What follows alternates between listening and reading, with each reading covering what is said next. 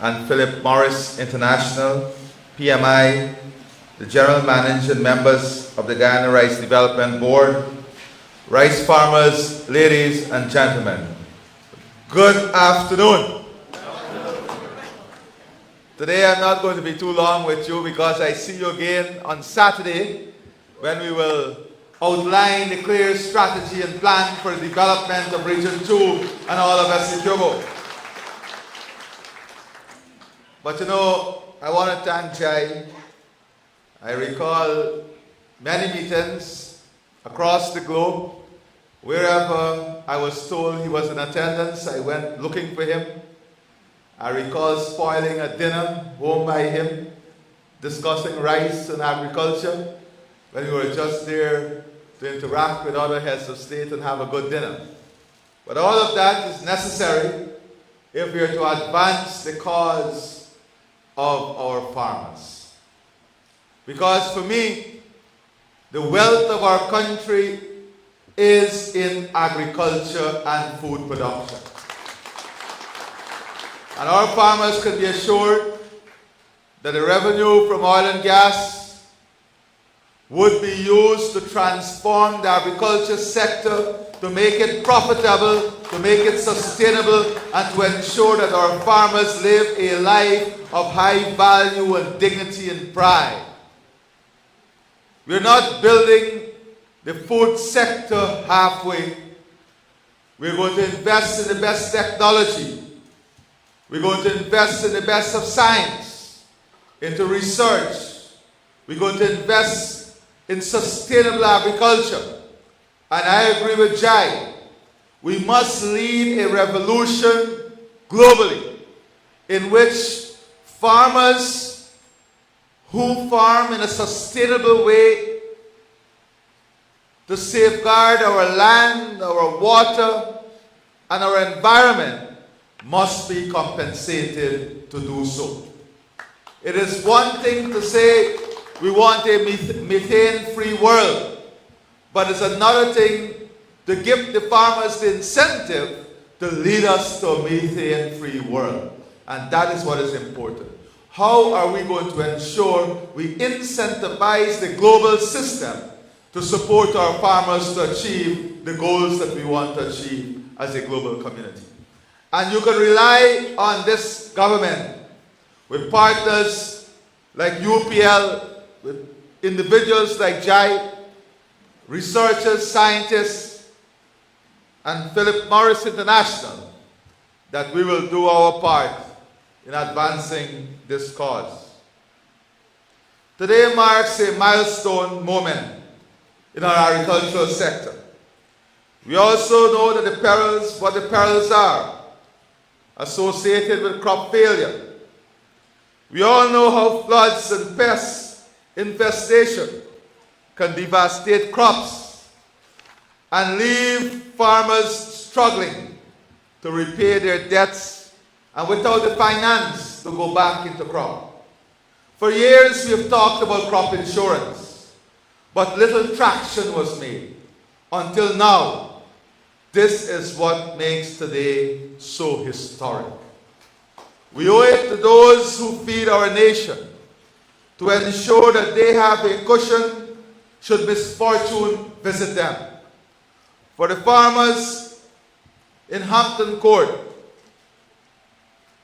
Devonshire Castle, Walton Hall, and other areas in Region 2 that flood frequently, who lost harvest to floods. This program is not just relief, it is a lifeline for you. This initiative is part of government's larger goal to enhance livelihoods, safeguard our agricultural traditions, and position Guyana as a regional front runner in climate-smart agriculture. What we are doing here today is leapfrogging agriculture into the new age for food production system that must be climate smart, climate resilient, and sustainable in its every form. And that is what we are celebrating here today. Over the last 4 years, we have put more resources into creating a food ecosystem that is both resilient and sustainable. The food ecosystem needs to enhance yield, broaden production, and ensure resilience against climate change and other external factors. Consequently, the allocation for agriculture in Guyana's national budget over the previous 2 years was 8%, an increase from 5.9% in 2021. This percentage is relatively high when compared to the global average of 1.5%. When the rest of the world is investing 1.5% of their national budget in agriculture and food production, we in Guyana are investing 8%, and we should be proud of that. We should be proud of that accomplishment. Rice continues to stand tall as Guyana's leading agricultural export commodity. In 2024, it contributed approximately 17.5% of our agricultural GDP, generating $250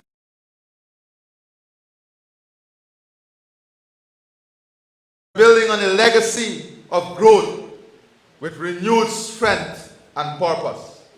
Through the efforts of the government, rice production reached a historic 725,000 metric tons in 2024. And we are now targeting over 804,000 metric tons in 2025. We have already surpassed the first crop target, as the Minister of Agriculture alluded to. By 2030, it is projected that rice production will far exceed 1 million metric tons. We are on our way to achieving this as our national yield has climbed from 5.9 tons per hectare in 2020 to 6.6 tons in 2024. With over 3 new varieties launched during this period, the GRDB 16, the GRDB 18, and the biofortified rice, GRDB 17, all have yielded potential between 7 to 9 tons per hectare. And I think, farmers, you need to give a resounding round of applause to the Ministry of Agriculture, the Minister, the researchers, GRDB, for the enormous work that they have done, and they continue to do. More than 5 experiments are underway now that would look at increasing your productivity, increasing your revenue per acre, diversify your income source in rice. We are doing this because we care about you, the farmers. We love you, the farmers. And we want you not only to survive, we want the farmers to succeed. That is what we want. With clear policies, clear programs. Not by just words, but by setting out a clear vision, supported by investment. That is what the government is about. My government has continuously stood with more than 5,300 rice farmers nationally. We have removed the VAT and duties on machinery, equipment, agrochemicals, fertilizer, and pesticide. You forgot that? That was imposed on you by the previous government. We removed that. We negotiated the settlement of the Panama payment, $1.5 billion of settlement we negotiated with Panama. We provided farmers with $3.6 billion in fertilizer, flood relief, and CPAD assistance. We allocated $1.85 billion to farmers from 2022 to 2024. And in 2025, another $2 billion will be distributed to farmers in fertilizer support. We have upgraded infrastructure, including 9 drying floors in Region 2, 3, 4, 5, and 6, a laboratory for value-added soil, germplasm storage facility, screen house to further research, introduction of technology and machinery, drone technology, and the use of specialized tractors for broadcasting fertilizer and seeds and application of pesticide. In commission paid to GRDB by exporters to allow farmers to benefit from higher paddy price. Those are things we must not take for granted, right? My friend there with the soldier cap, the red shirt with the spectacles looking at me. You agree with me? Yeah, behind you. My friend behind you. Right there. My friend, you agree with me? Right. I want to see a smiling face because these are things that we should be happy about. These are investments we have made to secure your future, your children's future, to secure your communities. These are investments that were avoided by previous governments. We've introduced, as I said, the technology.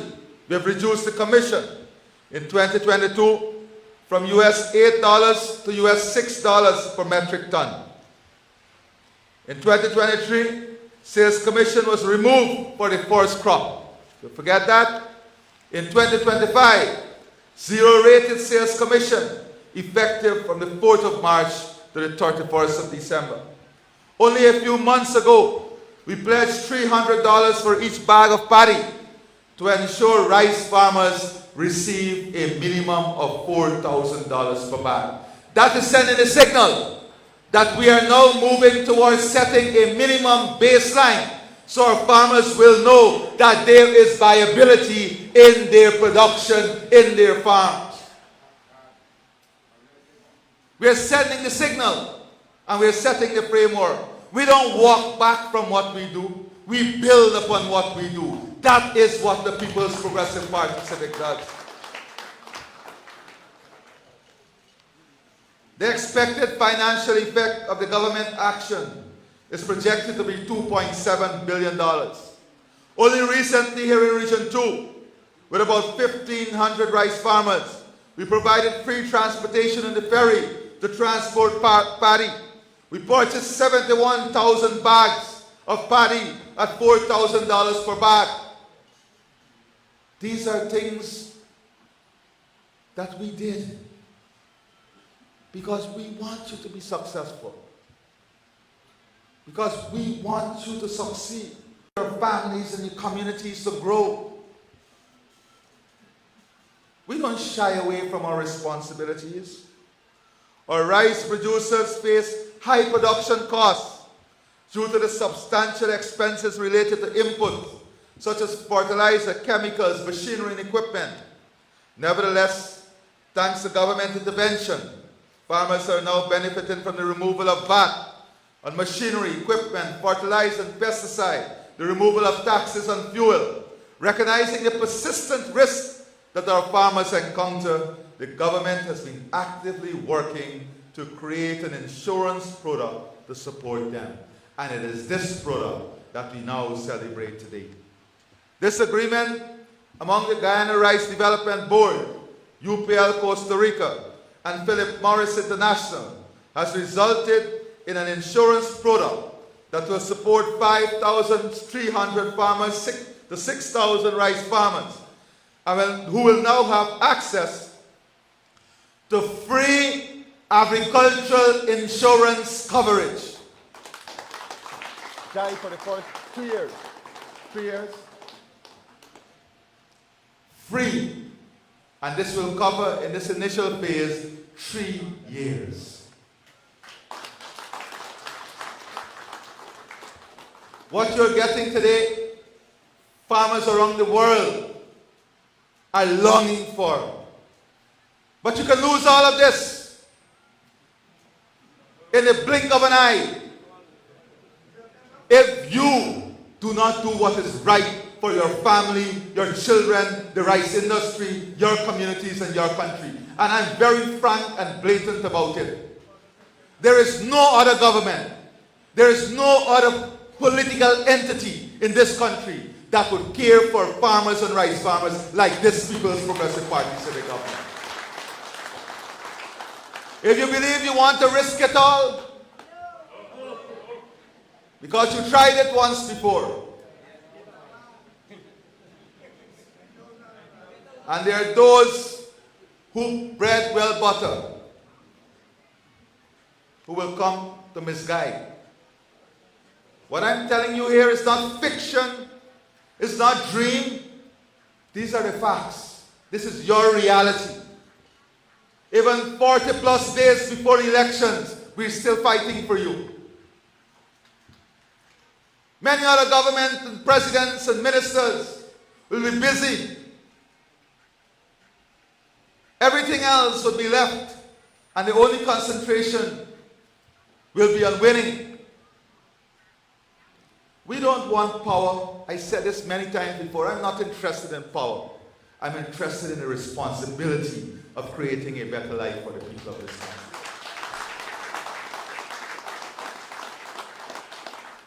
My best moments are on the ground with the people, resolving problems and listening. And you've seen, there is anyone who can say that this Minister of Agriculture has not given his all. Something wrong with you.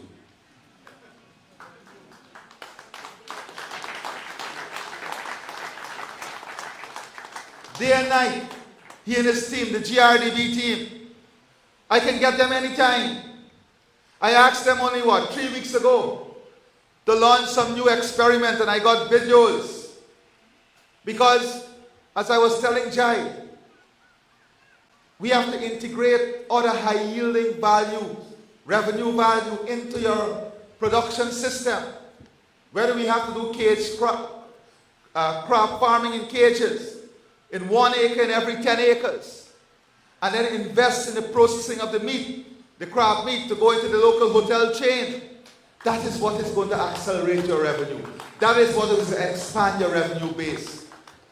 Because you have to understand that we have to diversify the income base for the farmers.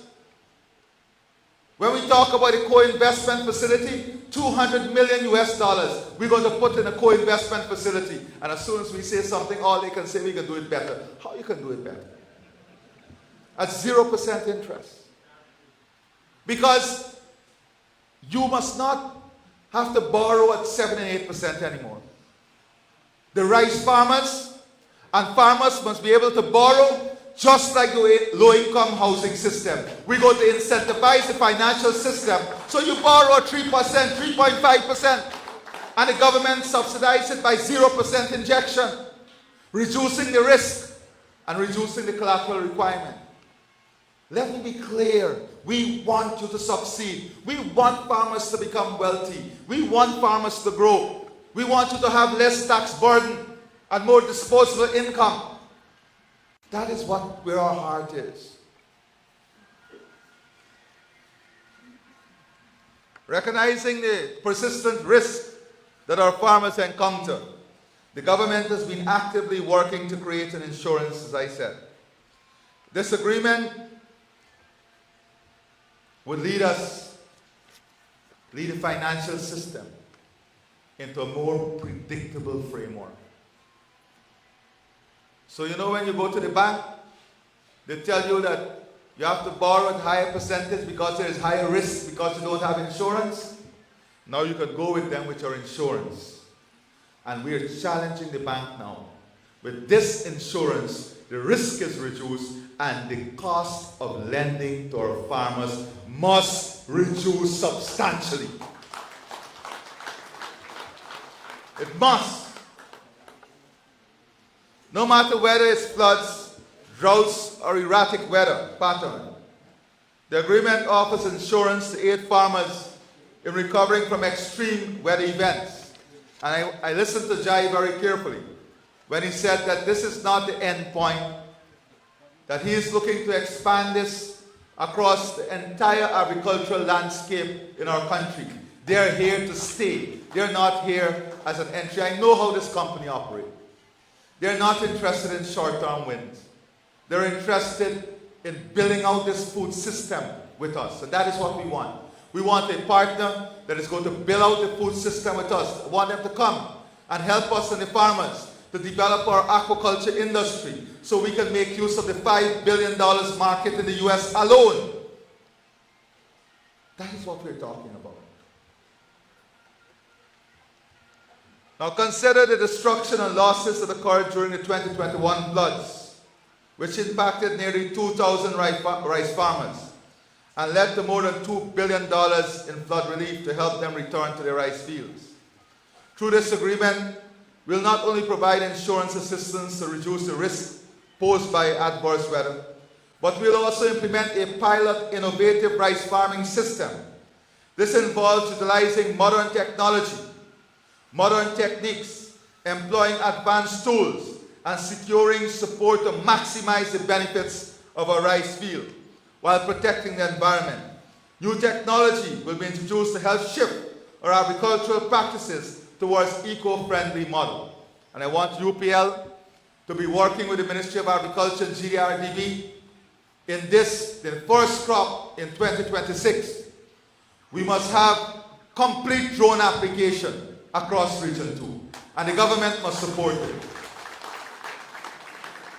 We must have real-time information system, especially for the farmers with 50 acres and below.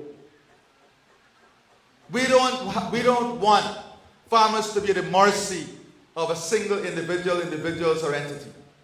That is why I said you have to change your culture too. If you have 100 farmers doing 10 acres each, then what do we have?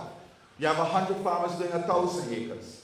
We have to bring those farmers into groups. We have to create Group A, Group B, Group C, Group D across Essequibo and the other regions too.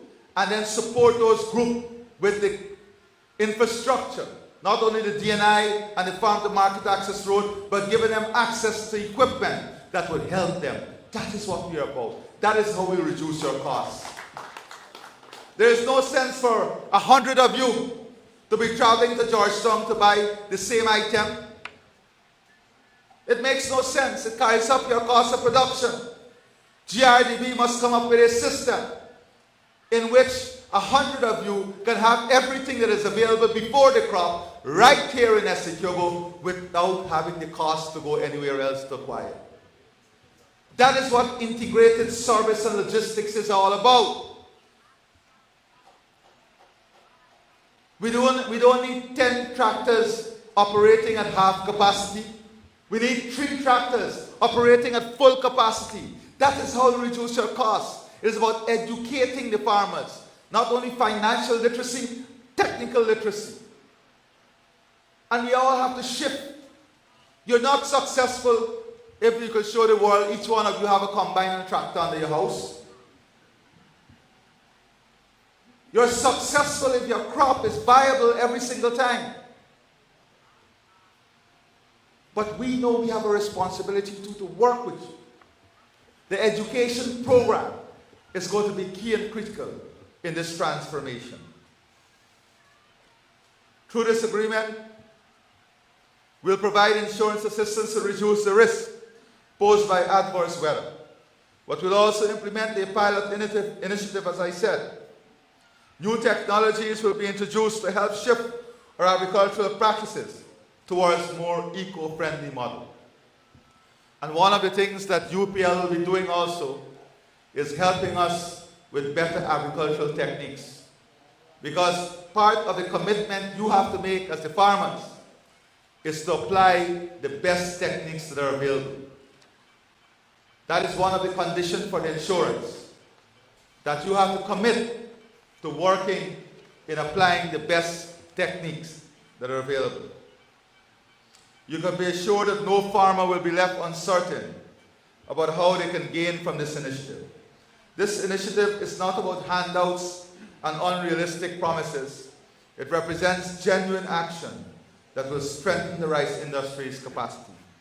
This government has been dedicated to ensuring that the rice sector remains a vital component of the agriculture industry, while providing Guyanese with essential staple in their diets.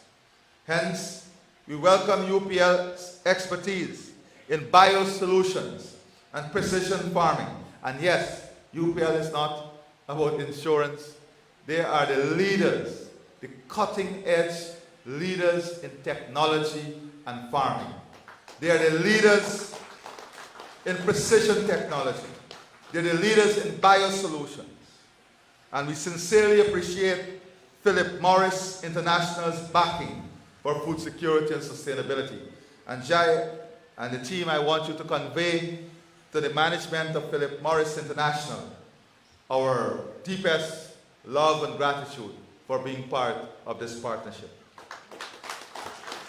For a matter of fact, we believe that Philip Morris can also advance their investment here in Guyana by looking at converting 1 in every 10 acres into high-yielding crops that are important for their own ecosystem and doing it in a sustainable way.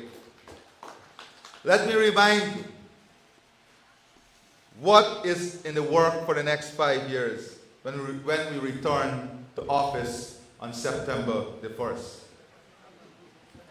Investing in opening up at least 20,000 acres of land in 3 different clusters to give land ownership to all. In each cluster, a set of equipment will be assigned to the farmers, giving them responsibility for reducing operational costs. You hear that? You didn't hear that? You hear that? You want that? You really want that? All right, then on September the 1st, you know what you have to do. Capital investment. And I'm not campaigning. I'm not telling you what to do. Just listen to your conscience. Capital investment to empower the lands given, providing seed paddy, creating drainage and irrigation to make them ready for farming, the provision of fertilizer support, they co-invest in the fertilizer plant for Guyana. Yes, we'll be building our own fertilizer plant, so we'll have reduced cost, sustainability, and soundness in market.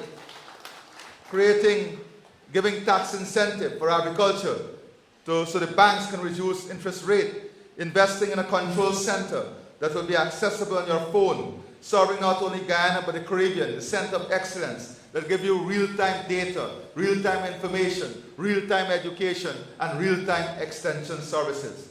Investment in containers as extension officers in the fields. Yes, we don't want extension officers to be only in AC office in the ministry building. We're going to have containerized offices in the fields themselves. We'll give you some AC there too. That is where the extension officers should be, in the fields with the farmers, constantly looking at what is happening there. Fixing the delayed payment of the millers to the farmers. Having a robust payment system with a buffer that encourages price stabilization. That is what we're going to invest in, so that you know that you don't have to wait, into the next crop to get your payment, or 2 crops after to get your payment.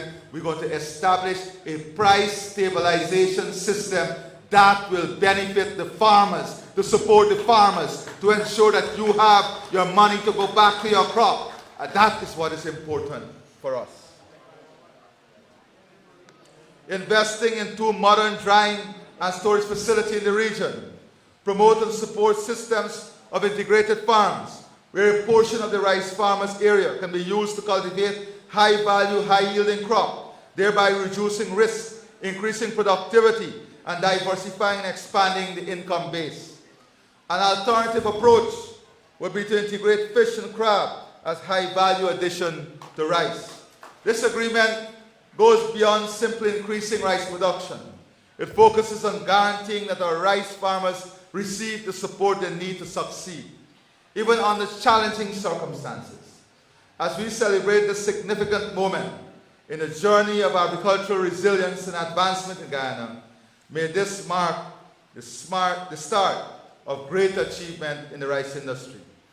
The future is about rice stabilization fund, machinery input, fertilizer support, agrochemical support, investment in drainage irrigation, production diversification, income diversification, drone and other smart technology, tax incentives, farm-to-market roads, storage and drying facility, transport support. We are building stronger and better for you. Forward together for a better Guyana. I thank you, and God bless all of you. Sitting out.